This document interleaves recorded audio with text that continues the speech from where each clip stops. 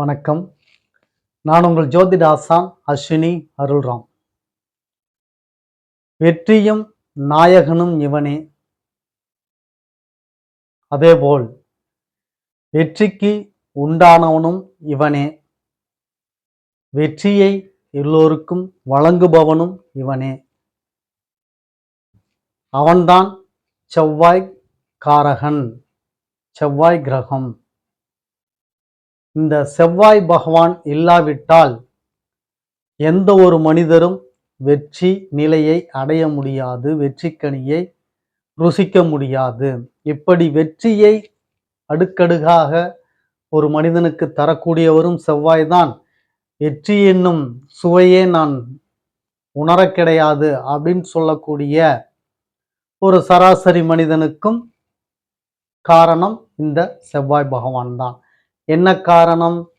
எவர் ஒருவர் ஜாதகத்தில் செவ்வாய் நல்ல ஸ்தானத்தில் பலமாக இருக்கிறாரோ அவருக்கு வெற்றி மேல் வெற்றி வரும்.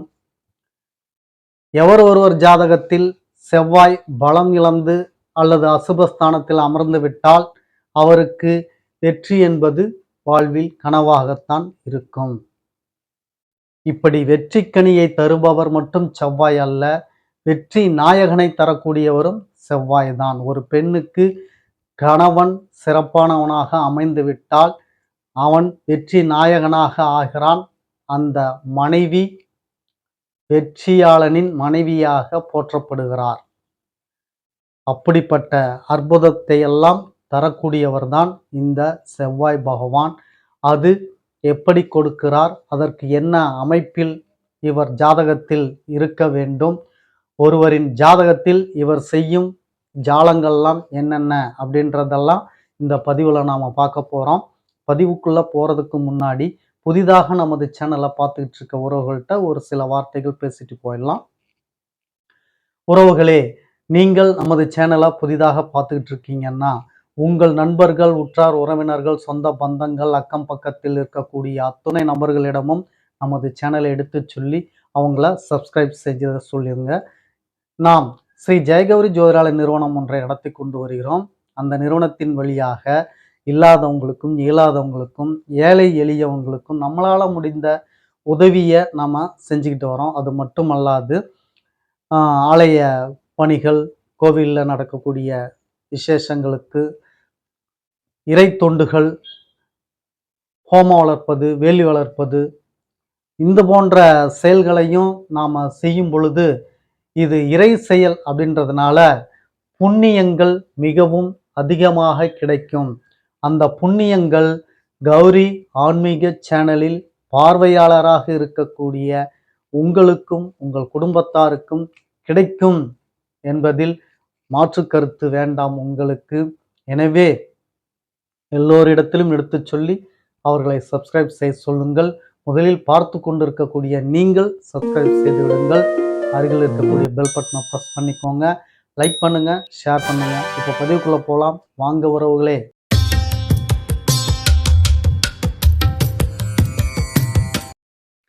இந்த செவ்வாய் பகவான் பார்த்தீங்கன்னா வெற்றியை தரக்கூடியவர், வெற்றி நாயகன், வெற்றிகளுக்கு தலைமை பண்பு வகிப்பவர். இப்படி எப்படி வேணாலும் ஜோதிடர்கள் இவருக்கு புகழாரம் சூட்டி கொண்டே போயிட்டு இருப்பாங்க. இவர் வெற்றியை தரக்கூடிய சிறப்பு எப்படி இருக்க வேண்டும் அப்படின்னு சொல்லி பார்த்தீங்கன்னா, உங்கள் ஜாதகத்தை எடுத்துங்க. உங்கள் ஜாதகத்தில் செவ்வாய் பகவான் எங்கே இருக்கிறாரு அப்படின்னு சொல்லி பாருங்க. உங்கள் ஜாதகத்தில் லக்னத்திலிருந்து 1, 4, 7, 10 இந்த இடத்தில் அல்லது 5, 9 இந்த இடத்தில், இப்படி இந்த ஸ்தானத்தில் செவ்வாய் பகவான் இருந்தார்னா கட்டாயம் நீங்கள் போட்டி பந்தயத்தில் பங்கு பெறுவீர்கள். பங்கு பெறுவதோடு மட்டும் அல்லாமல் வெற்றியையும் நீங்கள் ருசிப்பீர்கள். அது எந்த விதமான போட்டி பந்தயம் வேண்டுமானாலும் இருக்கலாம். உடனே ஒரு car race, bike race, horse riding, இப்படி இந்த மாதிரியான போட்டி பந்தயங்கள் அப்படின்னு சொல்லி மட்டும் அல்லாது, வாழ்க்கையே ஒரு போட்டி பந்தயம் தானே. இந்த வாழ்க்கையில் போட்டி போட்டு ஜெயிக்கக்கூடியவன் தான் மிகுந்த சிறந்த வெற்றியாளன் அப்படின்னு சொல்லி நம்ம முன்னோர்கள் ரிஷிமார்கள்லாம் சொல்லியிருக்காங்க. அதுபோன்ற இந்த வாழ்க்கையில் ஜெயிக்கக்கூடியவனும் ஒரு சிறந்த போட்டியாளன் தான், வெற்றியாளன் தான். அப்போ இந்த போட்டி பந்தயங்கள் அது மட்டுமல்லாது அதில் கலந்து கொண்டு வெற்றியை நாட்டுபவருக்கும் இந்த செவ்வாய் பகவானுடைய அனுகிரகம் இருக்கணும் அப்படின்னு சொல்லி சொல்றாங்க. அது எந்த மாதிரியான இடத்துல இருந்தா அவர் அந்த வெற்றியையும் போட்டி பந்தயத்தில் ஈடுபடக்கூடிய நிலையும் தருகிறார் அப்படின்னு சொல்லி பார்த்தா அதை தான் நம்ம சொன்னோம். கேந்திரம், திரிகோணம் இந்த 2 ஸ்தானத்திலையும் செவ்வாய் அமர்ந்திருக்கணும். கேந்திரம்னா லக்னம், லக்னத்திலிருந்து 4வது ராசி, 7வது ராசி, 10வது ராசி. திரிகோணங்கிறது லக்னம், லக்னத்திலிருந்து 5வது ராசி, 9வது ராசி. இந்த இடத்துல செவ்வாய் பகவான் இருக்கும் பொழுது அவர் பலம் பெறுகிறார். அவர் போட்டி பந்தயங்களில் நீங்கள் கலந்து கொண்டால் அதில் உங்களுக்கு வெற்றி வாகை சூடக்கூடிய தன்மையோடு அவர் இருக்கிறார் அப்படின்னு சொல்லி அர்த்தம். அது மட்டுமல்லாது இந்த 1, 4, 7, 10, 1, 5, 9 இந்த ஸ்தானத்துல கடகராசியாக வரக்கூடாது. அப்படி வரும்பொழுது கடகராசியில் அவர் நீசம் பெறுவதனால் கடகராசியில் அவர் அமரும் பொழுது அது எனக்கு 5ஆம் பாவகமாக இருக்கிறது, ஆனால் எனக்கு சிறப்பான பலனை தரவில்லையே அப்படின்னா அவர் நீசமாகி பலவீனம் அடைந்து விட்டதால் உங்களுக்கு கெட்ட பலன் தராமல் நல்ல பலன்களை குறைத்து கொடுப்பார். வேறு 6வது பாவகம், 8வது பாவகம், 12வது பாவகம் இப்படி இருந்துச்சுன்னா உங்களுக்கு அசுப பலனை அவர் சிறப்பா தருவாரு. ஏன்னா நீசம் அடைஞ்சிட்டதுனால அது உங்களுக்கு லக்ன பிரகாரம் 5ஆம் இடமாக இந்த கடகராசி வந்து அதில் நீசம் பலத்தில் செவ்வாய் இருந்தார் அப்படின்னா உங்களுக்கு அந்த அசுப பலனை அதிகம் தராமல் சுப பலனை குறைவாக தரக்கூடிய ஒரு பலத்தை அவர் வழங்குகிறார், தருகிறார் அப்படின்றதையும் நீங்க தெரிஞ்சுங்க. சரி, இப்ப வெற்றிக்கு வழிவகை காரணம் செவ்வாய் தான். அது எந்த நிலையில இருந்தா அவர் வெற்றியை தருவாரு அப்படின்னு சொல்லி உங்க ஜாதகத்தை நீங்களே போய் பார்த்து நீங்களாவே இப்போ தெரிஞ்சுக்கிற அளவுக்கு உங்களுக்கு மிக விரிவாக தெளிவாக சொல்லிட்டேன். அடுத்தது பார்த்தோம்னா கணவனுக்கு பெண்கள் பக்கம் வருவோம். கணவன் காரகனாக இருக்கக்கூடியவரும் இந்த செவ்வாய் பகவான் தான். இந்த செவ்வாய் ஒருவருக்கு பலம் இழந்து விட்டால் கணவன் அப்படின்றது அவங்களுக்கு கேள்விக்குறிதான். 8ல் அதே போல 7ல் நீசம் அடைவது, 12ல் இருப்பது, 6ல் இருப்பது, இது போன்ற பெண்களின் ஜாதகத்தில் செவ்வாய் இது போன்ற ஸ்தானங்கள் எல்லாம் அமரும் பொழுது இவர்களுக்கு கல்யாணம் என்பது தடைபடவோ, தாமதப்படவோ, கல்யாணத்தில் சிக்கல்கள் ஏற்படவோ, கல்யாணம் நடக்காமல் போகவோ இப்படியெல்லாம் பாக்கியத்தை செவ்வாய் பகவான் கொடுக்கிறார். அப்போ பெண்ணோட ஜாதகம் அப்படின்னு சொல்லி எடுத்துக்கிட்டிங்கன்னா குறிப்பா செவ்வாய் பகவான் பலமாக இருக்க வேண்டும். எவரெவருக்கெல்லாம் பெண்களுக்கு தம்பி இருக்கிறாரோ அந்த தம்பி மிகவும் பாசத்துடனும் பற்றுடனும் இருக்கிறாரோ அதே போலத்தான் அவருக்கு கணவனும் அமைவார் அப்படின்றத பெண்களாகிய நீங்கள் தெரிஞ்சுங்க. மிகப்பெரிய உண்மை இது. தம்பி உங்களுக்கு இருக்கிறாருன்னா தம்பி உங்களோட பாசப்பற்றோட மிகுந்த அன்போட இருக்கிறார் அப்படின்னா உங்களுடைய கணவனும் கண்டிப்பா பாசப்பற்றோட அன்பு 1000 மடங்கு வச்சிருப்பாரு. ரொம்ப உங்களை லவ் பண்ணுவாரு. அப்படிப்பட்ட ஒரு கணவனாகத்தான் அமைவார். தைரியமாக இருங்க. உங்க தம்பி உங்களுக்கு பகையா இருந்தார்னா கணவனும் அப்படித்தான் இருப்பார் அப்படின்றத நீங்க தெரிஞ்சுங்க. ஏன் இதுக்கு 2க்கும் உங்களுக்கு லிங்க் பண்றேன், தம்பிக்கும் கணவனுக்கும் ஏன் லிங்க் பண்றேன் அப்படின்ற ஒரு சந்தேகம் கூட உங்களுக்கு வரலாம். உண்மைதான். ஏன்னா இந்த 2 பலன்களையும் தரக்கூடியவர் தான் இந்த செவ்வாய் பகவான். சகோதரனை தரக்கூடியவரும் இவர் தான், கணவனை தரக்கூடியவரும் இவர் தான். இந்த 2 பலன்களையும் உங்களுக்கு கொடுக்கக்கூடியவர் இந்த செவ்வாய். அப்போ முதலாவதாக நீங்கள் பார்க்கக்கூடியது, நீங்க அனுபவிக்கக்கூடியது, நீங்கள் கண்முன்னே இருக்கக்கூடியது எந்த உறவு அப்படின்னு சொல்லி பார்த்தீங்கன்னா உங்களுடைய சகோதரனுடைய உறவு தான். அப்ப சகோதரன் உங்களுக்கு சிறப்பாக இருந்துட்டாருன்னா, கணவனும் உங்களுக்கு கட்டாயம் சிறப்பாக இருப்பார். இதில் மாற்று கருத்தே இல்ல. நீங்க எந்த ஜோசியர்ட்ட கேட்டீங்கனாலும் சரி. சகோதரன் எவ்வழியோ அவ்வழியே உங்கள் கணவனின் வழி. உங்கள் கணவனின் வழி எவ்வழியோ அவ்வழியே உங்கள் சகோதரனின் வழி. தம்பி குறிப்பா. அண்ணன் கிடையாது, தம்பி. உங்களுடைய தம்பி.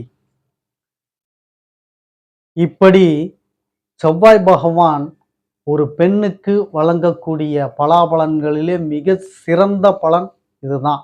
ஒரு பெண்ணோட வாழ்க்கைக்கு என்னங்க வேணும்? கணவன் தாங்க இன்றியமையாதவன். அதுவும் ஒரு இப்போ 10, 15 வருஷத்துக்கு முன்னாடிலாம் எடுத்துக்கிட்டிங்கன்னா, பெண்கள் கணவனுடைய பேச்சுக்கு அப்படியே கோட்ட படிதாண்டா பத்தினி அப்படின்னு சொல்ற மாதிரி, அந்த கணவன் ஒரு கோடு போட்டா, அந்த கோட்ட தாண்ட மாட்டாங்க. அந்த அளவுக்கு அவருடைய பேச்சுக்கு முக்கியத்துவமும், ஆ கண்ணியத்தோடையும், ஒழுக்கத்தோடையும், கட்டுப்பாட்டோடையும் அப்படி இருப்பார்கள். ஆ ஒரு 15 வருஷத்துக்கு முன்னாடி இருக்கக்கூடிய பெண்கள். இப்போ ஈக்குவாலிட்டி, ஆ கணவன் நீ ஒண்ணு செஞ்சா நான் ஒண்ணு செய்றேன். நான் எதுக்கு உனக்கு கட்டுப்படணும்? எனக்கு பிடிச்சிருக்கு நான் செய்றேன். உனக்கு பிடிச்சத நீ செஞ்சுக்கோ அப்படின்னு சொல்லி ஒரு பற்று இல்லாமல், கட்டுப்பாடு இல்லாமல், சகிப்புத்தன்மை இல்லாமல், பொறுமை இல்லாமல், ஈக்குவாலிட்டின்ற பேர்ல வந்து விவாதமும், விதண்டாவாதமும் பேசிக்கிட்டு இப்படிதான் வாழ்க்கைய நெறைய பேரு தொலைக்கிறாங்க. இந்த பிரச்சனைகள்லாம் ஒரு 15, 20 வருஷத்துக்கு முன்னாடி கிடையாது. விட்டு குடுத்து போவாங்க. என்னைக்குமே சீராத பொண்டாட்டி சீர்னானா, அந்த இடத்துல இருக்கக்கூடிய கணவன் சரண்டர் ஆயி, "என்னவோ தெரியல இன்னைக்கு இவ்வளோ கோவப்படுறா" அப்படின்னு சொல்லிட்டு, அப்படி கோவப்பட்டு கூடிய கணவனும் கூட கம்முனு திரும்பி வந்துருவான். அந்த இடத்துல விட்டு குடுத்துட்டு வந்துருவான். என்னைக்குமே அமைதியா போனவன், "இன்னைக்கு இவ்வளோ கோவப்படுறாளே" அப்படின்னு சொல்லிட்டு விட்டு குடுத்துட்டு வந்துருவான். அதேபோல தெரிஞ்ச மனுஷ தானே, இந்த மனுஷனுடைய புத்தி தான் தெரியுமே நமக்கு. அதான் அப்படிதான் கத்துவா அப்படி போ அப்படின்னு சொல்லிட்டு அமைதியாக சென்று விடுவார்கள் மனைவிமார்கள். அப்படிதான் ஒரு 15, 20 வருஷத்துக்கு முன்னாடிலாம் இருந்தது. இன்றைய காலகட்டம் முற்றிலும் வேறுவாக இருக்கிறது. அப்படி இந்த பெண்ணுக்கு கணவனுடைய முக்கியத்துவம் அந்த காலகட்டத்தில் அப்படியெல்லாம் இருந்தது அப்படின்னு சொல்லி சொல்ல வரேன். இப்ப இருக்கிறது வேற. காரணம் ஏன் அப்படின்னா, அப்போ அதையெல்லாம் கடைபிடிச்சாங்க. ஒழுக்கம், குடும்பம் அப்படின்னு சொல்லி மகிழ்ச்சியோட, ஆரவாரத்தோட, சொந்த பந்தங்களோட, வாரிசு வாழையடி வாழையாக, மகிழ்ச்சியாக, குடும்ப மகிழ்ச்சி முழுவதும் அனுபவித்தார்கள். இப்பொழுது அதில் எதுவும் கடைபிடிக்கல, எதுவும் இல்ல. அதனால குடும்பத்தில சந்தோஷமும் இல்ல. குடும்பம்னும் சொல்ல முடியாது. ஒரு ஒரு கணவன், மனைவி, ஒரு புள்ள அவ்வளோதான். அத போய் குடும்பம் அப்படின்னு சொல்லி குடும்பம்ன்றது பார்த்தீங்கன்னா, ஒரு 20, 30 வருஷத்து காலத்துக்கு முன்னாடிலாம் ஆ மாமனார், மாமியார், சின்ன மாமியார், பெரிய மாமனார், அதேபோல வந்து சம்மந்தி அப்படின்னு சொல்லிட்டு சின்ன சம்மந்தி, பெரிய சம்மந்தி அப்படின்னு சொல்லி, சின்ன மருமகள், பெரிய மருமகள், ஆ சின்ன மாமன், பெரிய மாமன், நடுமாமன், அவங்களுடைய மனைவி, அண்ணி, நாத்தனார், கொழுந்தனார் அப்படின்னு சொல்லி ஒரு குடும்பம்ன்றது வந்து அப்படி இருக்கும். ஒரு விழா போல ஒரு நல்லது, சுபகாரியங்கள்லாம் ஒரு குடும்பத்தில் நடக்கும்போது, அதையெல்லாம் நீங்கள் அனுபவித்து பார்க்கணும். பேச்சு வாக்குல சொன்னோன்னா, அது உங்களுக்கு ஃபீல் ஆவாது.